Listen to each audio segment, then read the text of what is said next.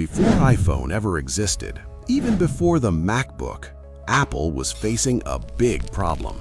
Their laptops felt old, they seemed slow, and honestly forgettable. So in 2005, Steve Jobs had to make a very risky decision.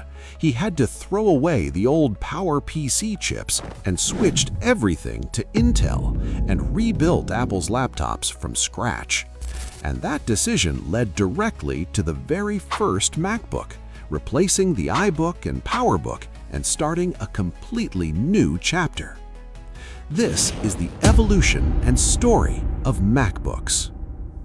The 2006 MacBook was simple, clean, everywhere. Students loved it, creators loved it, but slowly reality kicked in. The plastic cracked, it overheated, and people started noticing this wasn't perfect.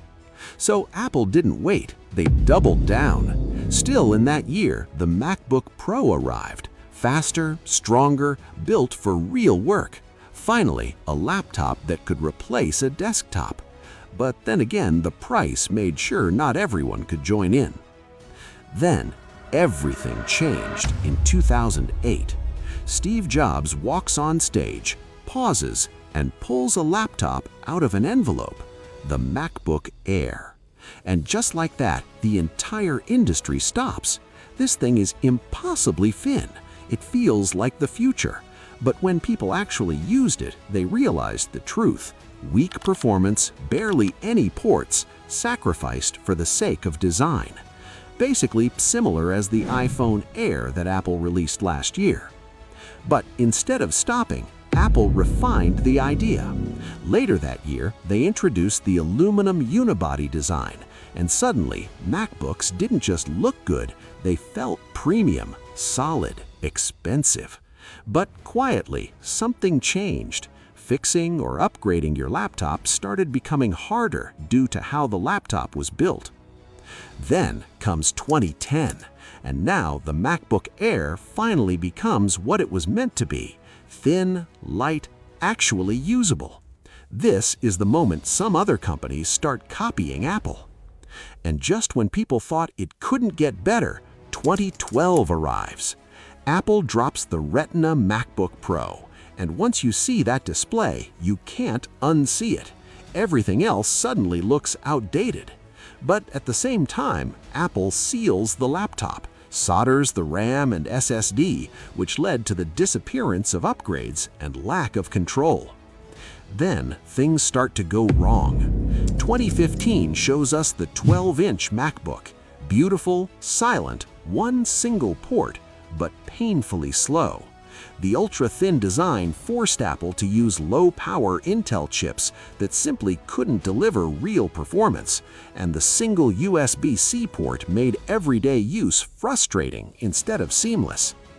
And then, 2016. Apple releases the new MacBook Pro with the Touch Bar, which looks flashy but doesn't really add much in real use. And on top of that, they introduced the Butterfly keyboard. It's thinner, sure, but also unreliable, breaking from something as simple as dust getting inside. Instead of improving the experience, it just frustrates people. By 2018 and 2019, MacBooks looked better than ever, but felt worse than ever. Overheating, keyboard issues, dongles everywhere. Apple had clearly lost its balance. But then, something unexpected happens in 2020. Apple decides to walk away from Intel completely and introduces its own chip, M1. And overnight, everything changes. Suddenly, MacBooks are faster, quieter, cooler, with insane battery life. It wasn't just an upgrade, it was a comeback. And because of that, 2021 feels different. Apple brings back ports, MagSafe, fixes the keyboard, and delivers crazy performance. It finally feels like they're listening again. From there, things calm down. 2022 with M2, faster, smoother, but not shocking. 2023 with M3, more power, more efficiency, almost too consistent. In 2024, the M4 generation came, first with the MacBook Pro, then the MacBook Air in 2025. And this time, it wasn't just a redesign, it was a power shift.